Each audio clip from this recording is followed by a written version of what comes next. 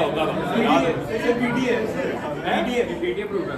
अच्छा नहीं ये आई गेस ये iPhone 1 है या 4 ये आई थिंक मेरे पास होता था नोकिया दीदी का बड़ा वर्जन है ना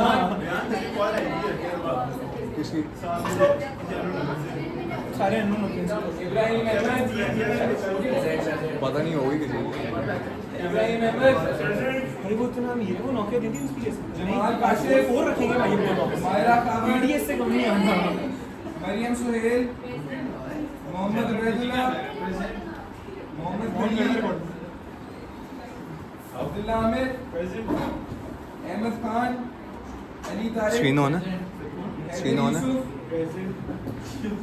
नहीं पता नहीं हसन बशीर इब्राहिम हामिद पता ना मेरा मोमिन साजिद 2 दिन पहले तेरे साथ हुआ बिलाल अली प्रेजेंट। सादर ध्यान रहमान चेक है लाइव रिकॉर्डिंग से हुई सादात चेक हसन कर रिकॉर्डिंग से हुई रजा तकद्दुस पूरा आ रहा है इब्राहिम मसूद सर आ रहे सहर जावेद मुस्तफैन अहमद मेहराम अब्बास क्यों बेटा यहाँ क्यों नहीं बैठे माहीन मुबारिश वली मोहम्मद मैजिक जैन खालिद जैनब अयूब जैनब वसीम जुरेज आतिफ मोहम्मद उमैर देखा कैसी आती है सर अच्छी क्वालिटी है।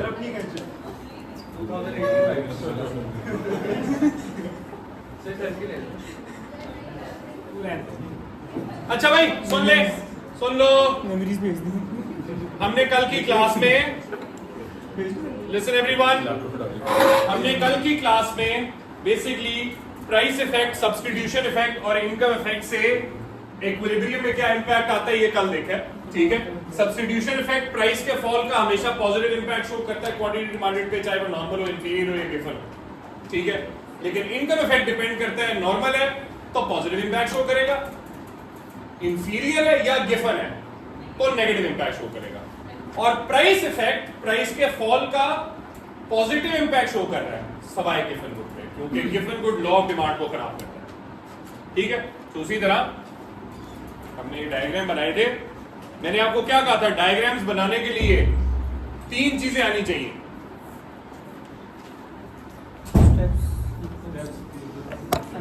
वाह भाई क्या बात है तेरी, वो देखो ऐसे चिप्स लाइए जैसे पता नहीं ये चिप्स नहीं है, ये पूरे 2 दिन का खाना खा रहे हैं। मलिक देखिए ये भी दूर है लेकिन पतली सी है, खा सकती है, मेरे जैसे मोटे लोग तो नहीं खा सकते, सड़ते हैं उस पे, हम सड़ते हैं।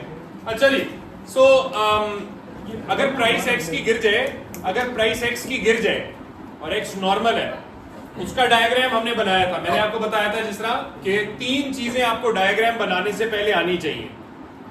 एक, आपको स्टेप्स आने चाहिए, 7 स्टेप्स हैं।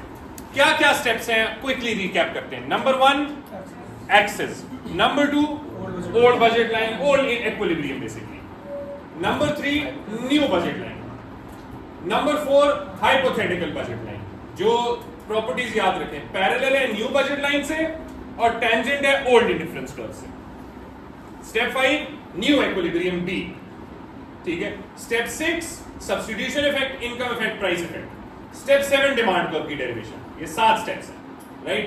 फिर आपने सीक्वेंस याद करने हैं, तो सीक्वेंसेस आपने कैसे याद करने हैं, आई थिंक मैंने लिखे हुए यहां पे, ये अगर प्राइस फॉल कर रही है, नॉर्मल गुड का सीक्वेंस है A H B, inferior good का सीक्वेंस है ए बी एच, और गिवन गुड का है बी लेफ्ट पे, ए बीच में, एच राइट पे, ठीक है। ये सीक्वेंसेस याद होने चाहिए।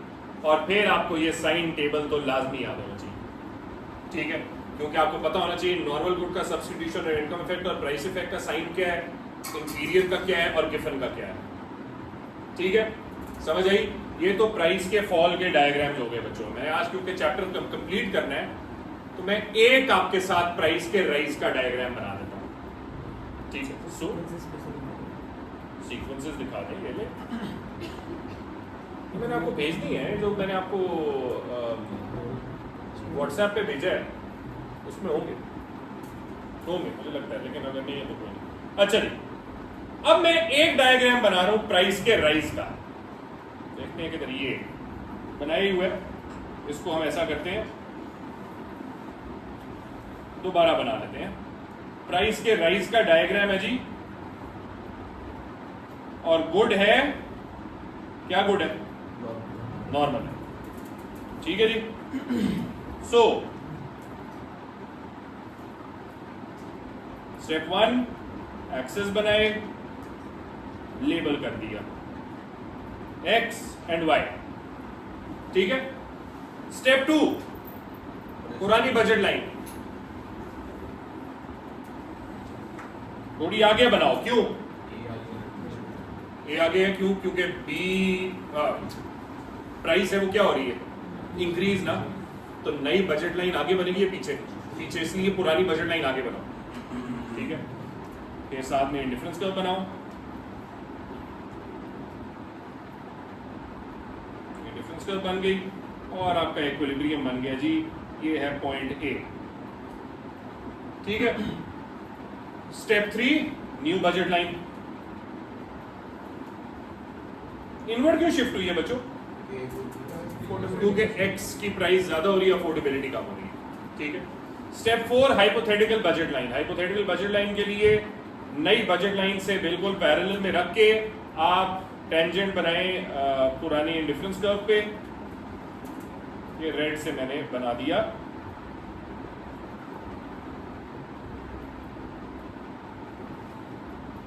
ये हो गया ए, सॉरी ये हो गया एच, ठीक है जी, एच हो गया। और फिर मैंने बनाना है नया इक्विलिब्रियम, ठीक है। स्टेप 5 में नया इक्विलिब्रियम कहां बनेगा बच्चों? यहां क्यों बने, यहां क्यों नहीं बना? क्योंकि नई बजट लाइन पे बनना है। शाबाश, वेल डन। ये हो गया जी point B, right.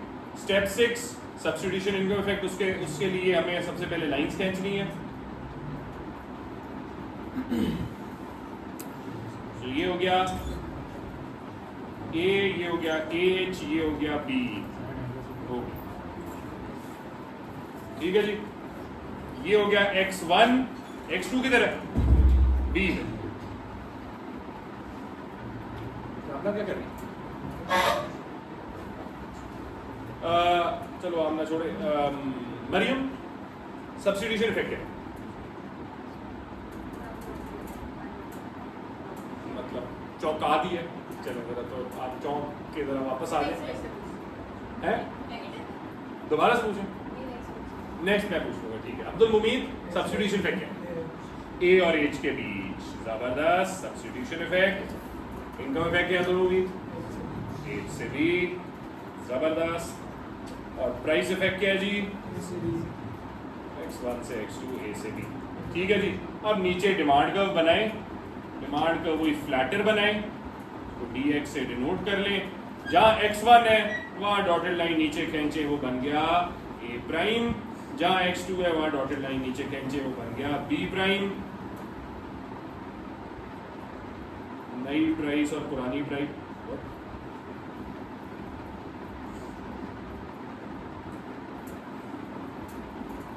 P1, sorry ये मैं क्यों गलत बना रहा था? एग्जैक्टली, P2 ऊपर है, प्राइस बड़ी है, और Q1 Q2 क्वांटिटी के लिए, ठीक है। ये movement along the curve basically दिखा रही है कि डिमांड इलास्टिक है नॉर्मल गुड की, इवन अगर प्राइस बढ़ जाए, ठीक है। सच सच बताओ, ये डायग्राम की प्रैक्टिस किसने की है? एक दुआ ने किया है, शाबाश। 2 आमना ने की है, 3 इससे तो मैं उम्मीद कर रहा था, 4 मुझे भी की है, वेल डन। मुझे भी की है, वेल डन। मरियम ने नहीं की, अब जो उम्मीद ने नहीं की है, बनाई नहीं है।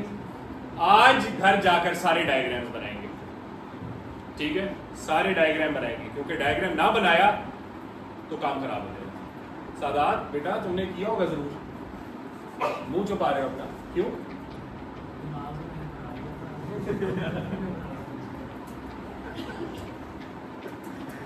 ठीक, नहीं फिर तो फिर बनता है, फिर बन गया, उसका मतलब बन गया, फिर ठीक।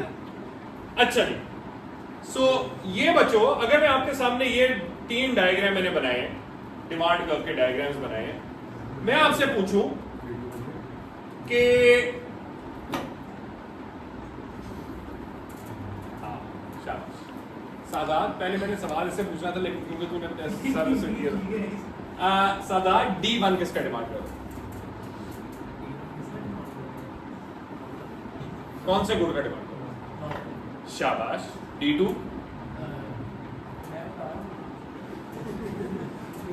और D3, शाबाश मेरा बच्चा, गुड। D1 नॉर्मल क्या है क्योंकि वो फ्लैटर है, इलास्टिक है। D2 क्या है? स्टीपर, इनइलास्टिक, तो इंफीरियर है। और D3 जो है वो गिफन, ठीक है। वो पता है तेरी हरकत तो कितना हंसते हैं, मैं देख रहा हूँ, लड़कियां भी हंस रही हैं, लड़के भी हंस रहे हैं, इससे तू खुश जरूर होता होगा, लेकिन मेरे ख्याल में ज्यादा ना खुश हुआ कर, क्योंकि जोकरों पे भी लोग बड़ा हंसते हैं। अब तू क्या बनना चाहता है जिंदगी में, जोकर या जिंदगी में कोई इंसान बनना चाहता? इंसान बनना चाहता? चल तेरा कमबैक कब हो इंसानियत?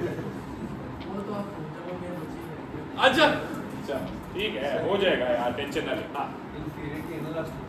क्योंकि गुड, एक तो खैर इंफीरियर की इनइलास्टिक है बिकॉज नंबर 1 वो ज्यादातर इंपॉर्टेंट गुड्स होते हैं, सॉर्ट ऑफ नेसेसिटीज, जैसे पब्लिक ट्रांसपोर्ट है।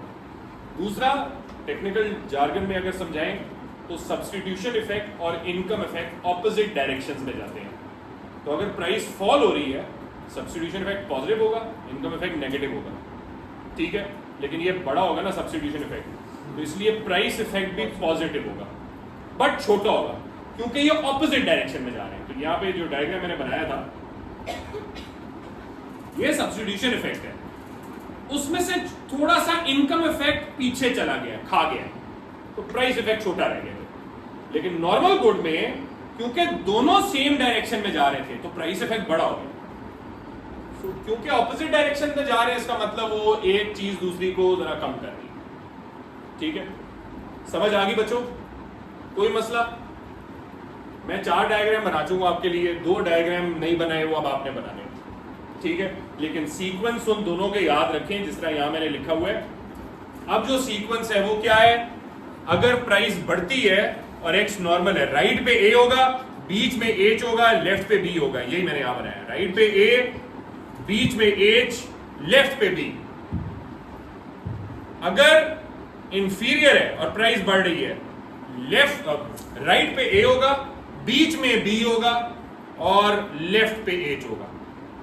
और अगर गिफन है तो राइट पे बी होगा, बिकॉज क्वांटिटी डिमांडेड ने बढ़ना है प्राइस बढ़ने की वजह से गिफन का, तो बी राइट पे होगा, ए बीच में होगा, एच लेफ्ट पे होगा।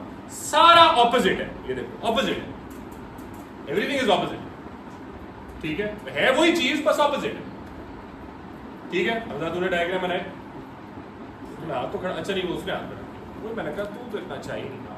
इसी तरह जब प्राइस इंक्रीज होगी तो जो हाइपोथेटिकल बजट लाइन होगी वो राइट पर और जो प्राइस तीनों के लिए राइट पर। याद रख, parallel to the new budget line and tangent to the old. तो ओल्ड इंडिफरेंस कर्व जो है वो उसमें आगे होती है ना, ये आगे होती है, तो इसलिए हाइपोथेटिकल बजट लाइन आगे बनी, ठीक है। अच्छा जी, 2 कंज्यूमर इक्विलिब्रियम के डायग्राम हमने कर लिए, या चेंजेस इन कंज्यूमर इक्विलिब्रियम के हमने देख लिए इम्पैक्ट क्या होते हैं। तीसरा रह गया क्या? एड्स।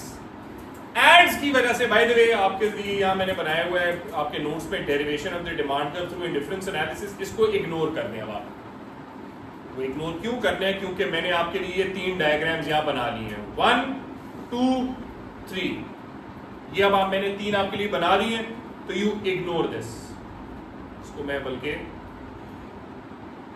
ये कर दूं, इग्नोर दिस, कोई फायदा नहीं, राइट। अच्छा जी, अब आते हैं एडवर्टाइजमेंट्स की वजह से इंपैक्ट क्या होता है। याद रखो बच्चों, कंज्यूमर इक्विलिब्रियम पे एडवर्टाइजमेंट्स की वजह से इंपैक्ट क्या होता है उसको बाद में देखते हैं। पहले हम देखते हैं जब एड्स होते हैं, लेट्स अब गुड एक्स की बात कर रहे हैं, अगर एक्स पे एडवर्टाइजमेंट लग गया, एक्स पे एडवर्टाइजमेंट लग गया, तो एक्स की डिमांड क्या होगी? इंक्रीज, और साथ में डिमांड क्या हो जाएगी? इनइलास्टिक। ठीक है, सो डिमांड ज्यादा भी होती है और इनइलास्टिक भी होती है। तो अगर मैं डिमांड कर्व ये बनाऊं, पहले डिमांड कर्व गुड एक्स का ये था, अब गुड एक्स का डिमांड कर्व ऐसे हो जाएगा। क्यों?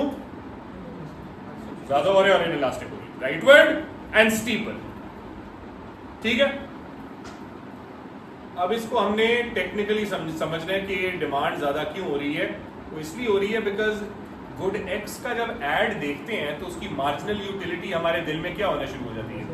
ज्यादा, बिकॉज हमारी विलिंगनेस टू बाय इट ज्यादा होती है, तो मार्जिनल यूटिलिटी बढ़ती है। ठीक है, बट हमने तो मार्जिनल यूटिलिटी से तो देखना ही नहीं, हमने तो इंडिफरेंस एनालिसिस से देखना है। तो how does indifference analysis work in all of this, and how does indifference analysis show the impact on consumer equilibrium due to a change in advertisements? अब याद रखें जब ऐड होता है ना, गुड एक्स का ऐड लगेगा और अच्छा ऐड है, इंडिफरेंस कर्व की स्लोप चेंज हो जाएगी, स्टीपर या फ्लैटर देखते हैं, बट इंडिफरेंस कर्व का ग्रेडियंट चेंज हो जाएगा। पापा सुन रही है? नीचे देख रही है, गौर से सुन दोबारा। आई नो मैं बैठा हूं, मैं बहुत थक गया हूं, आई अपोलोजाइज। मैं बहुत ज़्यादा पसीना आया मुझे उस क्लास के अंदर, ये ऑडिटोरियम ऐसा लग रहा था वो कुकर बना हुआ, तो I need to rest a bit. So 5 minute मुझे ज़रा प्लीज़ थोड़ा सा गैप दे दें, लेकिन प्लीज़ सुन लें। मैं बैठा हूँ, उसका ये मतलब नहीं आप कुछ और करना शुरू हो जाए, नीचे देखें ऊपर देखें, नहीं, गौर से सुने। ठीक है, सो जिस तरह मैंने कहा,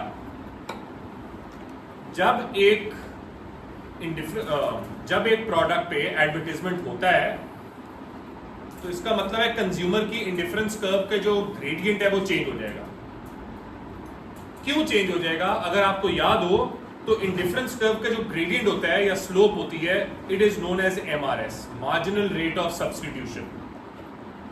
marginal rate of substitution is the amount of y foregone to increase x by 1 unit.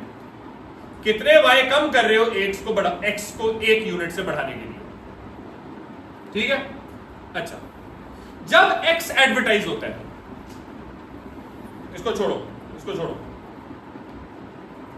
जब x एडवर्टाइज होता है और मैं x को 1 यूनिट से बढ़ाना चाहता हूं, x की मार्जिनल यूटिलिटी बढ़ी है ना, तो मैं x को ज्यादा खरीदना चाहता हूं या कम खरीदना चाहता हूं? ज्यादा। तो जब मैं x को अब ज्यादा, पहले से भी ज्यादा खरीदना चाहता हूं और x को मैं 1 यूनिट से बढ़ाना चाहता हूं, y को मैं कितने से कम करना चाहूंगा? पहले से थोड़े से या ज्यादा से? ज्यादा से। क्योंकि मेरी जो सॉर्ट ऑफ क्या कहना चाहिए, डेस्परेशन कहना चाहिए कि मेरी जो डेस्परेशन है x को इंक्रीज करने की, इतनी ज्यादा होगी कि मैं y को अब ज्यादा से फॉरगो करने के लिए तैयार हूँ, क्योंकि मुझे x में मार्जिनल यूटिलिटी ज्यादा मिलती है, बिकॉज उसका एडवर्टाइजमेंट मुझे बड़ा पसंद आया और मुझे सूट कर रहा है वो प्रोडक्ट, राइट?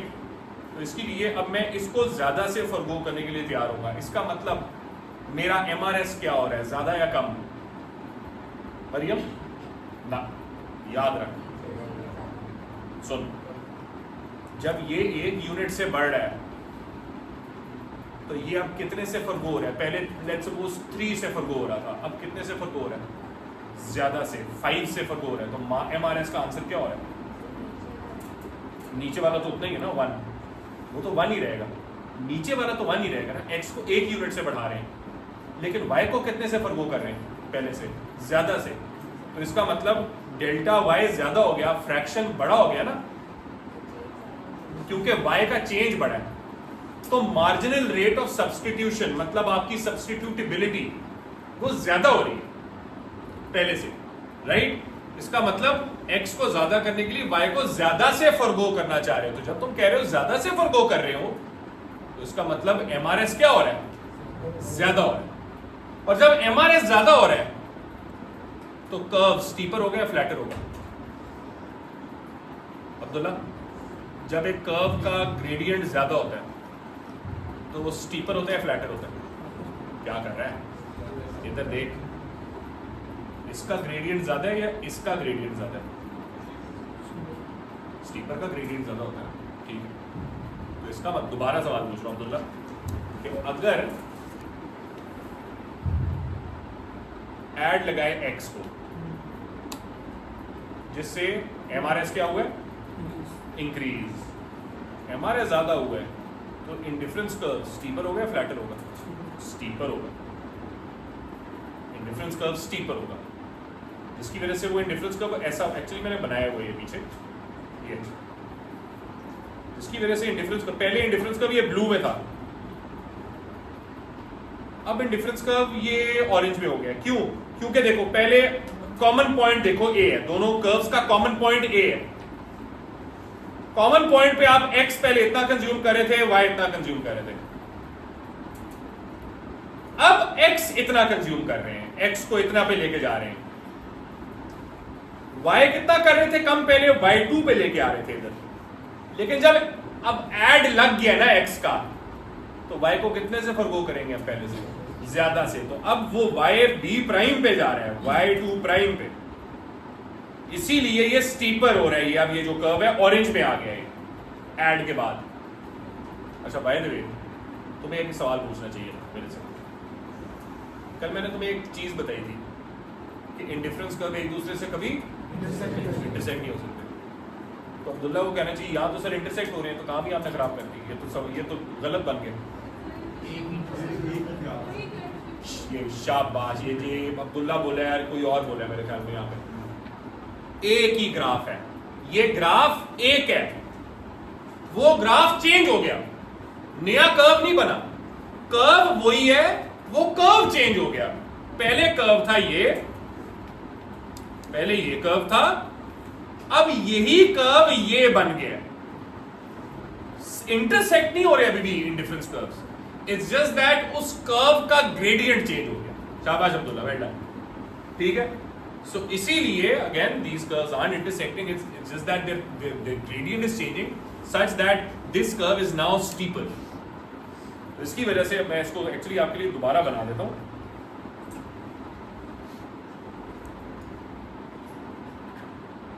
So पहले इंडिफरेंस कर्व मैंने यहां बनाया हुआ था ऐसे, ये इंडिफरेंस कर्व बनाया हुआ था थोड़ा सा फ्लैटर, ये था IC1, तो आपका इक्विलिब्रियम था पॉइंट ए, ठीक है, जिसमें आप y इतना कंज्यूम कर रहे थे, x इतना कंज्यूम कर रहे थे। अब x को हो गया, x को आपने कर दिया एडवर्टाइज, जिसकी वजह से अब नई इंडिफरेंस कर्व ऐसे बन गई, ठीक है।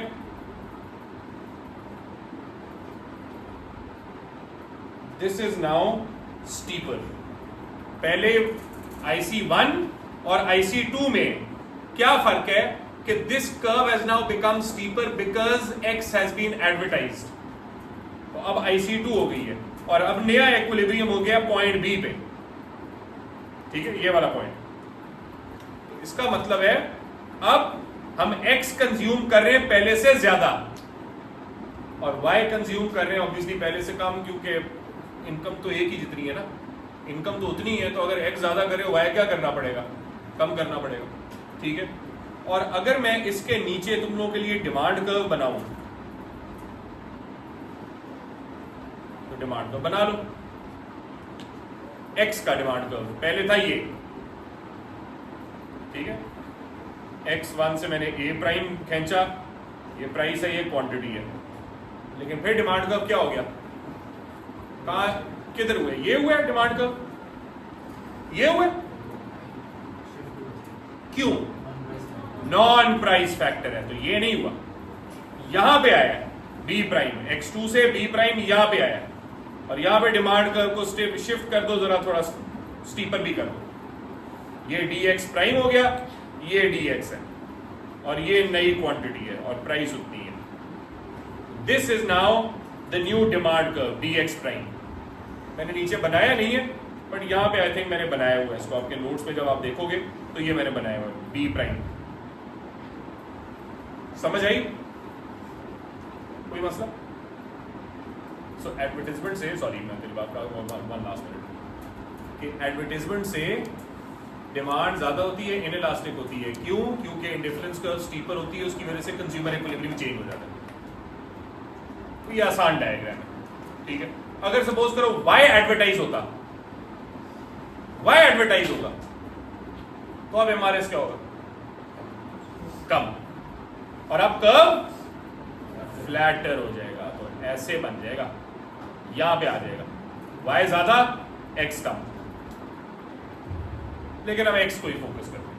अब सर अगर हम लोग लिखते हैं कि मतलब वो स्टीपर हो तो हम लोग नीचे लिखते हैं कि एडवर्टाइजमेंट की वजह से हुआ है कि एमआरएस में की वजह से? Advertisement, very good question. Abdullah ने कहा है सर हमने ये स्टीपर कहा कि जी स्टीपर हुआ है इंडिफरेंस कर्व, तो हमने कैसे लिखना है? इस तरह लिखना है कि एमआरएस के बढ़ने की वजह से स्टीपर हुआ या एड्स की वजह से हुआ। तो ये पूरी चेन बनानी है। एक्स एडवर्टाइज हुआ, एमआरएस बढ़ गया। क्यों बढ़ा? क्योंकि अब लोग ज्यादा वाई फॉरगो करना चाहते हैं एक एक्स्ट्रा एक्स के लिए, क्योंकne उसकी मार्जिनल यूटिलिटी बढ़ी। तो जब एमआरएस बढ़ता है इंडिफरेंस कर्व की, ये पूरा लिखा है, ठीक है। और फिर ये डायग्राम बनाया, इसको एक्सप्लेन किया, ठीक है। की हो गया क्या कशमकश चल रही है दोनों लंगोटियों यारों में? हाँ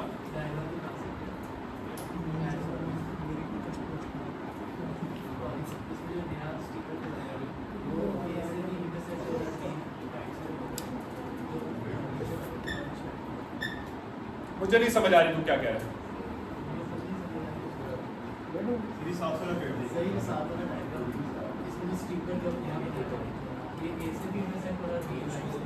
हाँ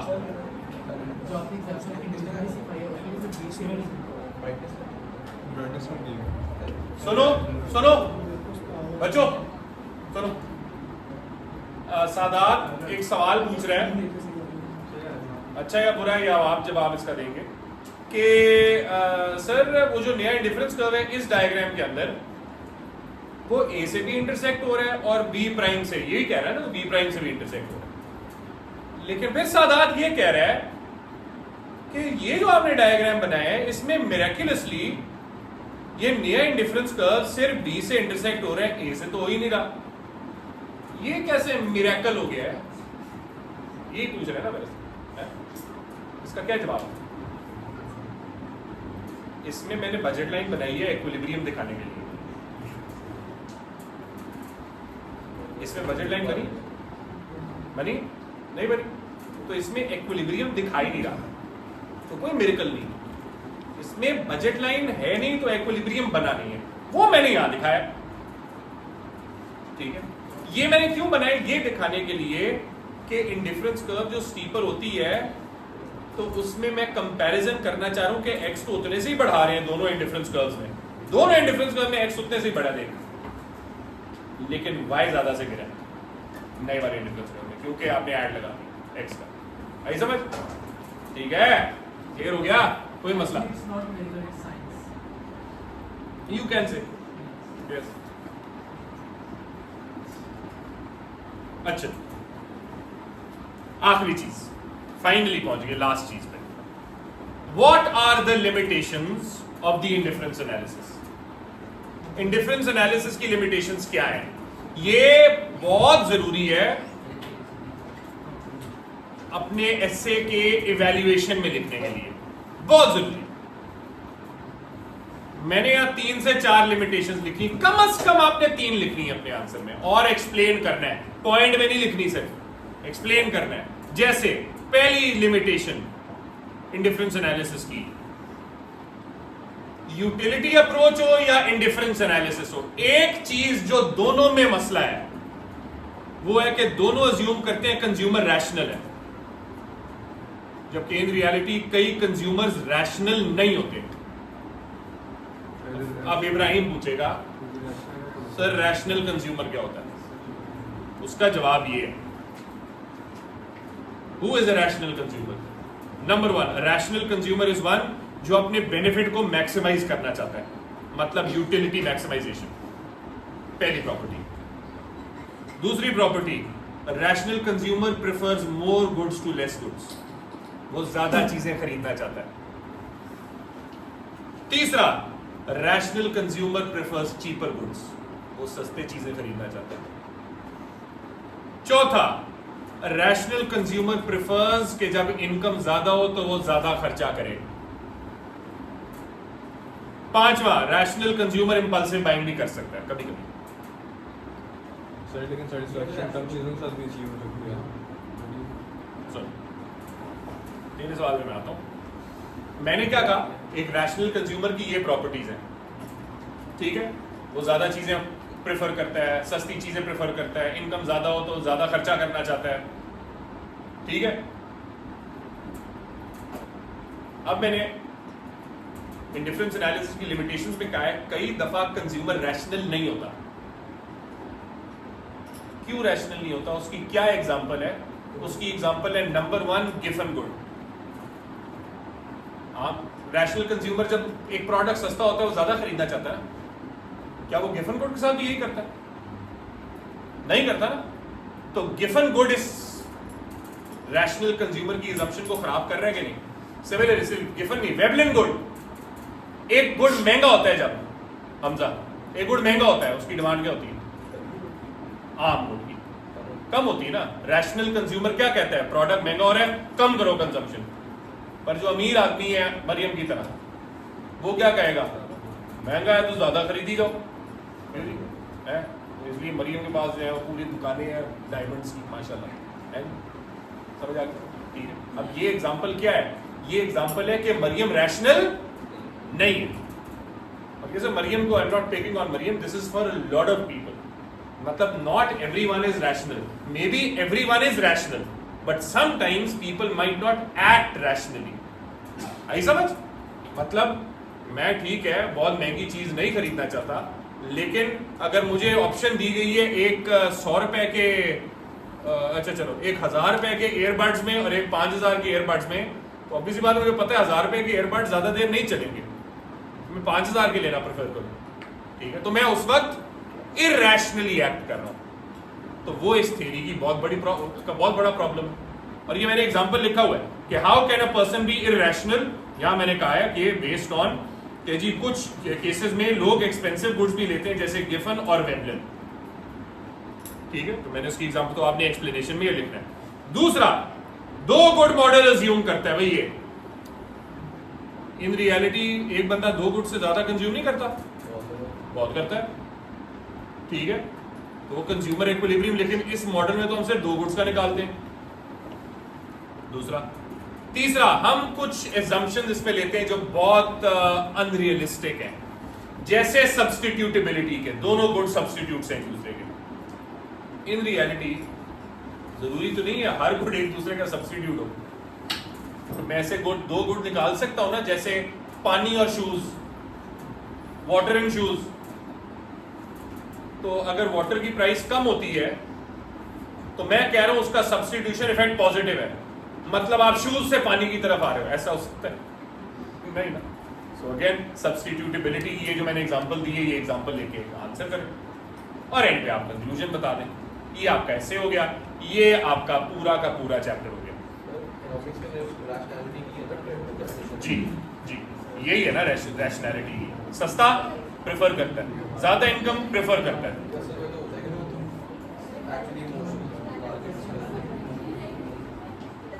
this is also a rational consumer because वो इमोशन लेस बिहेवियर से काम कर रहा है। सस्ता प्रोडक्ट तो वो ज्यादा खरीदेगा, उसमें इमोशन तो अटैच नहीं है। एक साथ रैशनल और भी तो हो सकता है कंज्यूमर जो जैसा 100 रुपए की एग्जांपल लेते हैं, 100 में वो उतनी यूटिलिटी अचीव करे कम गुड्स के साथ, जितने का गुड्स लेने की यूटिलिटी उसकी उतनी है। नहीं, for this rational consumer more is better than less. Economics, yes, ठीक है। अच्छा भाई सुन लो, बातें हो रही हैं। इब्राहिम आगे देख। सो यार इब्राहिम, वैसे मैं 2 दिन पहले जो तेरे साथ मैंने किया है उससे तो ठीक हो गया, मैंने नोटिस किया। तो ये मैंने पहले क्यों नहीं किया? करता तू हमेशा इसलिए, ऐसी जो तूने उस दिन हरकत की थी तो तू करता रहता है, तो पहले क्यों नहीं किया मैंने तेरे साथ? ये तो मैं अपनी टीचिंग में, इसका मतलब मैं फिर क्वेश्चन मार्क उठाऊं। सॉरी यार इब्राहिम, मैंने तेरे साथ पहले ही नहीं किया। देखो, जब एक बंदे से आपको लगाव होता है ना, तो तेरे से मुझे लगाव है, ठीक, तो उसको कभी कभी चपेड़ मारकर, जोर का जूता मार के, कभी कभी झाड़ू भी मार के, वाइपर, सही तो टॉक्सिक लव है। ठीक नहीं ना यार, यही तो तुम समझते नहीं हो। तुम टॉक्सिक लव किधर यार? No love is toxic, remember. Tough love, yes, tough love. Sir ये तो किकी डिमांड कर जी समझ रहे हैं ना, वो किंग की डिमांड होती है, बिल्कुल समझ गए ना बात। सो अच्छा भाई, सो जस्ट टू समराइज, इस चैप्टर में हमने क्या चीजें पढ़ी हैं? ये दो चीजें पढ़ी हैं बेसिकली। हमने पढ़ा है कंज्यूमर इक्विलिब्रियम कैसे निकालते हैं, यूटिलिटी अप्रोच, उसकी दो थ्योरीज पढ़ी, law of diminishing marginal utility, law of equi marginal utility. ये एमसीक्यूज के लिए ज्यादा इंपॉर्टेंट है, पर कभी कभी इस पे ऐसे भी आ सकता है। और इंडिफरेंस एनालिसिस जो ज्यादा एसएस के लिए इंपॉर्टेंट है, बस बाय द वे इस पे भी एक एमसीक्यू आता होता है, करते हैं इंशाल्लाह इसको। So budget line, indifference curve, consumer equilibrium change, तीन तरीके से कैसे हो सकता है और इनकी लिमिटेशंस, ये सारी आनी चाहिए। अभी हमारे पास 15 मिनट है। लेकिन सर अगर बड़ा दे ले तो छुट्टी हो आप पहले के थके हुए हैं तो बैठ नहीं, मैं बड़ा दिल नहीं है मेरा, क्योंकि तुम लोगों का ग्रेड मेरे लिए ज्यादा इंपॉर्टेंट है। लेकिन एमसीक्यू में क्या करना है? तो आता है यार ये 70। सुनो तुम लोगों के पास ये पेपर्स हैं पढ़े हुए हैं? फिर क्या करना है? तेरे लिए मैं पूरी क्लास